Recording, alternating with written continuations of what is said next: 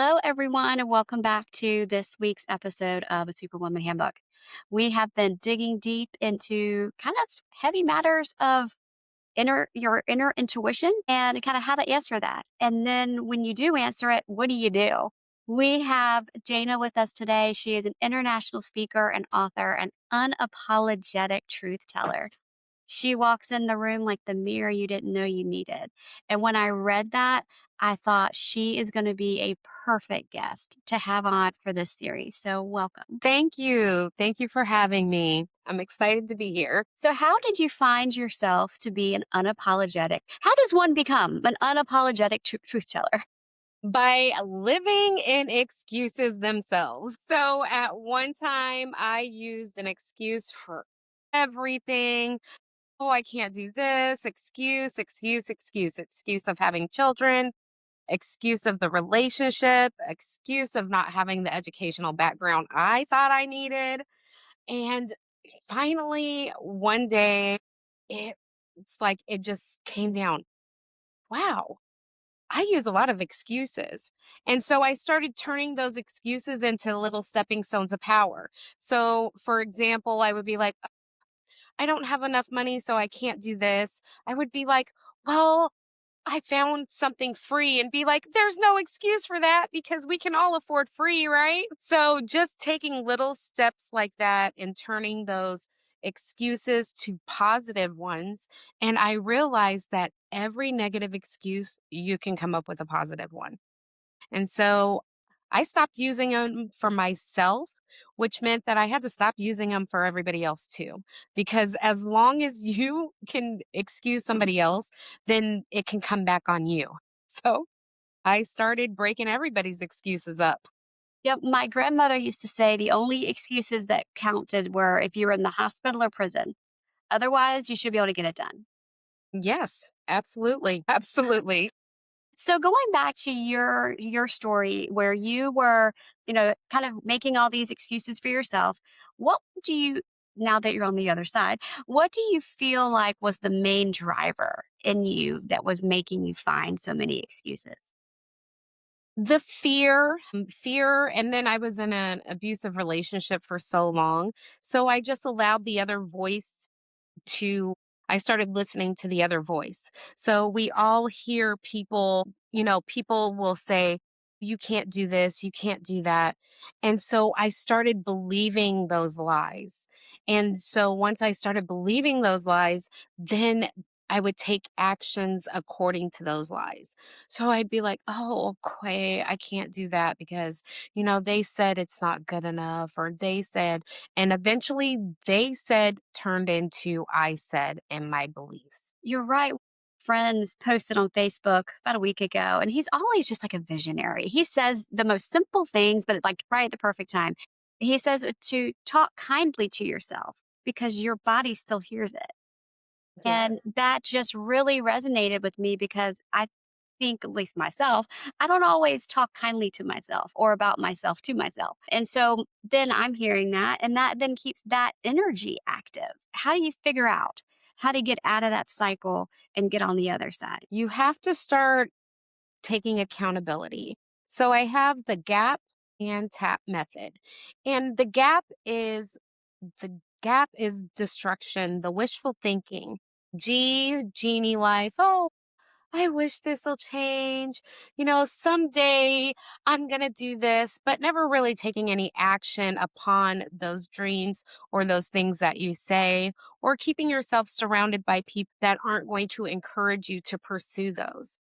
And then avoidance. You avoid the mirror, you avoid the truth, you avoid taking those opportunities that come your way because you're like, "Oh, what's the point?" Or, oh, I'm not good enough anyway. So, why take the action? And then pride. You wake up one day and you're like, "Oh, why am I still here?" But then you're so rooted in pride, you don't want to ask for help. You don't know how to get out. You're stuck and you're like, I should have known better. I should have this. And it's a lot of I should have that keeps you stuck in that pride. So then you have to decide one day, do you want to close that gap or do you want to stay in that gap? And sometimes it can be made for you. Sometimes you actually have to take action to come out of that. And so for me, I was in a position where I couldn't move and I was sitting there stuck and I had a choice to make. And it was two clear options. Either I was going to live or I was going to die. And there was just no way around that. And so I decided to tap in, and tap in is take a look at truthfully of what's going on. Take a look at the definitions on what you define for the meaning of the word love. For me, it was love. We say that I love you all the time, but do we really know what it means? And so many people think it's transactional. I thought it was transactional. If I do this for you, then you'll love me. Or just because I gave birth, you're meant to love me, and it's not what love truly means. And then become aware of that so you could take action. So you have to be honest with yourself and admit those hard truths like, I didn't know it. And for some of us, that pride makes, I should have known everything. So, to actually take accountability and be aware and to take action by saying, okay, I I thought I knew, but I didn't. I thought this was right, but I was wrong. And just start with yourself. You don't got to go announce it to the world. And so you can you can start small and then pivot. So pivot from those destructive thoughts, those destructive patterns, that pride, and pivot towards your purpose of what you're pursuing. So you pivot to pursuing the greater things on what you want and desire for your life. Love how you laid that out, and it is in such a actionable order, which is things that we love here at a Superwoman Handbook. We want this to be a place that women can come and get real answers, not just a bunch of "Girl, you're strong, you'll get it, keep going," like, actual actionable things. Do you have off just kind of tip of your tongue a story to share of yourself or a client that has gone through this and kind of what that journey was like for her? So I'll for m- okay. For me, I was in an abusive relationship, but for so long I hid it.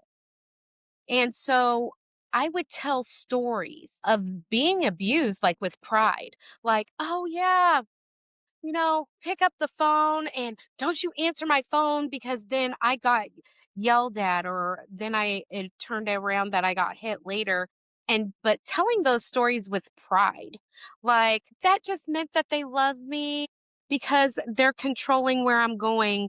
They were controlling what I'm doing and telling them like, oh yes, that was wholehearted, great. Or one time we used to tell this story with pride all the time, like, oh, yes, one day my ex comes home and chases me around the house because they wanted me to partake in an activity with them and I didn't want to do it. And they chased me outside, held me down on the ground, and shoved drugs in my mouth and say, well, that's just because she wanted to do it. I wanted you to do something with me so we could do something together. And realizing that not only am I delusional, that everybody I was around was delusional as well, because nobody stopped to think, is everything okay when this story was told? And we would actually go around telling this story all the time, all different people, like, this is just a sign of this is why we're meant to be together and we do things together. And so to wake up one day, leave that relationship, and then to say, do you really love me? And I was like, no, you didn't, you never loved me. And also realizing I never loved myself. So there's no way I could have loved you or allowed that to happen had I truly loved myself. And it's like, how many of us do things that we don't want to do or feel forced for somebody else, violating our own boundaries, what we think, and not setting those and keeping those in place because we desire the love of somebody else instead of loving ourselves fully. Articulated that because we have been kind of unpacking a lot of, am I good enough? thoughts and starting from loving yourself first. Are you first believing that you're good enough to love first? And Yes. then, then you can hold others accountable to loving you. And then you can meet others where they are. It's in loving them. It kind of comes back to pouring from an empty cup. You can't pour from an empty cup. You can't love from a place where you don't love yourself. What are your thoughts kind of as to why that is so prevalent with young women in our society today? Because, everything is compared to everybody else. That's why I said that I'm the mirror because I make you look at yourself because we are taught in this world to look at everybody else. Whether it's the magazines, the TV, the movies, you're always being compared to someone else. Someone else is doing it better. And sometimes even in relationships, you know, for people that are cheated on or have went from a good relationship to a bad relationship, well, this person may have did this or this person may have done that. Sometimes unfortunately parents do that. Your brother did this instead of you doing that, things like that. And so you're always in comparison to somebody else without even knowing their whole story or what they've gone through. So then you're trying to constantly identify with someone else instead of looking in the mirror and trying to identify with yourself. That's so true. We've also been kind of digging into the topic of grief and how many I originally thought that grief only happened when someone died. That's when you experience grief. And that's why I love that we have these conversations and we talk about it. I never thought, for example, that someone who is in postpartum, really bad postpartum, that is grief, an expression of grief Yes. of your previous life ending of just and so kind of what are your thoughts around grief and how that may tie into this cycle continuing? I think you have to always remember that it's okay to grieve. We think of grief as a bad thing. Loss, oh, it's so bad. And the mirror things because sometimes it can sound a little harsh, but we're all meant to die at some point in our life, which means that when you're grieving loss, it's okay to grieve that old person that you were, those old thoughts, those old friendships. It's okay to move on and grow. So instead of grieving, think of growth because even plants, they recycle every season, the plants die, winter comes, and then they grow up better and stronger and healthier the next season. So instead of only seeing the loss, we got to see the growth. How you phrase that. And I wanted you to kind of tell us a little bit about your book and what a reader can expect with that. Trauma to Truth is out and it's on Amazon and it's about taking those hard moments and looking in the mirror. The one thing about anything that happens is that it takes two. It's not always one person. Everything takes two. And it doesn't matter how small, even if you just say, I accepted what happened, you have to take accountability for that. So I'm not saying anything is your fault in what happened to you, but you got to own well, geez, that's what I believed. So the one thing like in my book that I realized I sat on the floor all the time. I still sometimes I sit on the floor and it could be a hard cement floor. There could be chairs around, the bed around. And I had a friend who asked me, like, why are you sitting on the floor? Like I can make room here on the bed. And I was just like, oh, I don't mind sitting on the floor. And something just that small. And I was like, oh wow. I don't like sitting on the floor. This is hard. It's cold, making my back hurt, my butt hurt.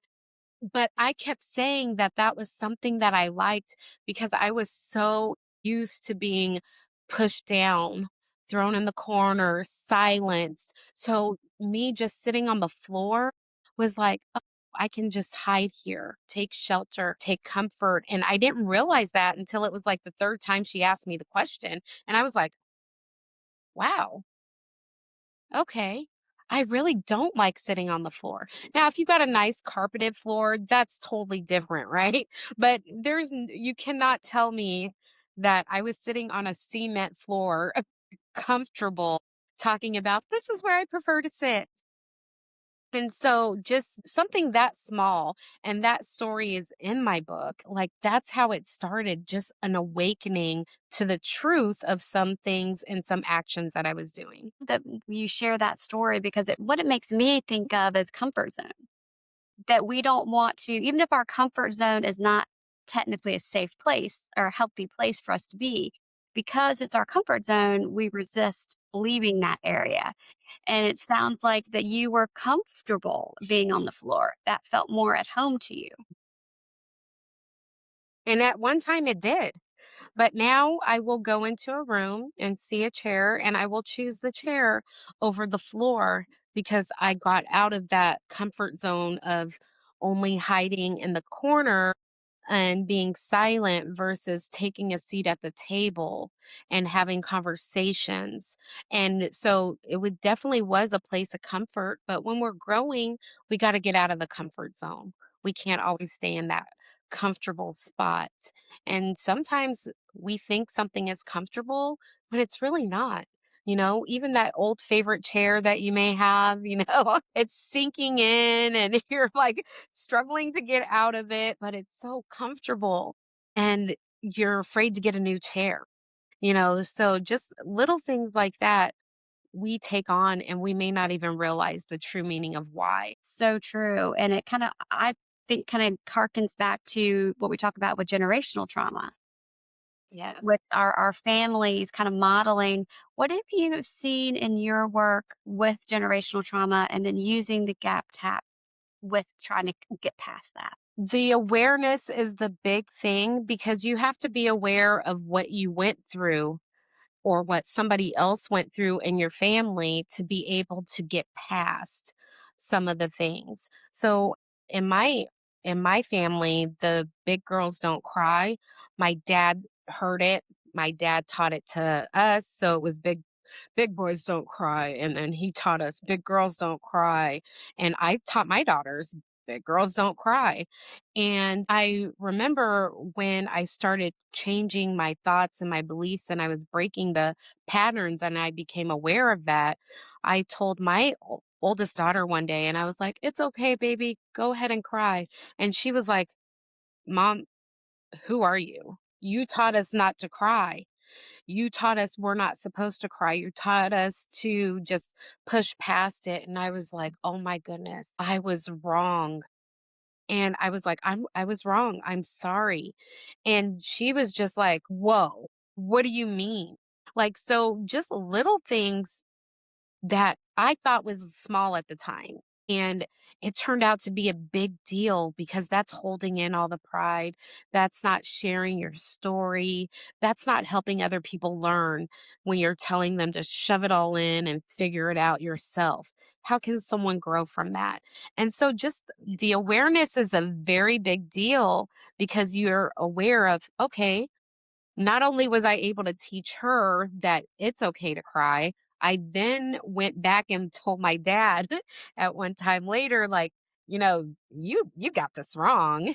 And he tells me that he loves what I'm doing because he was like, "You're teaching me that kids still need their parents and parents still need their kids to be able to help close the gap and change things." I absolutely love that you integrated your dad into this story and that you had, I think so many people listening are probably cringing a little bit because you did one of the hardest things we do as humans. You apologized for something that you Mhm. did, and you apologized to your child for something you did. I feel like there are people who will take it to the grave.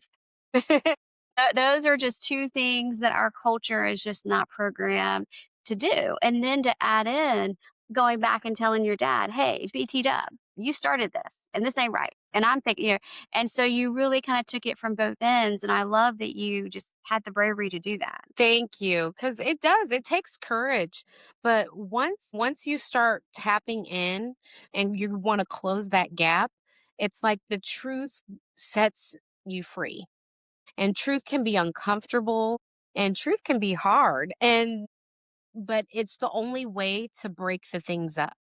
So, like I said, my dad like he's the big learner as well as my daughters. So as I walk, I can teach my daughters, but then I can go back and teach him and let him see the difference in what grown and what changed. So if someone's listening and they hear themselves in your story, where can they go online to find more materials from you or to work with you?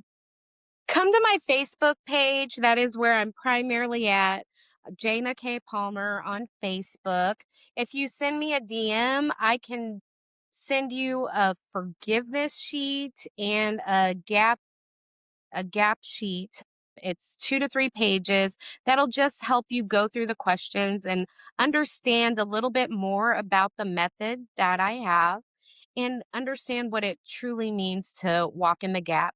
Because like I said, you don't really know that you're walking in it until after you start tapping into truth.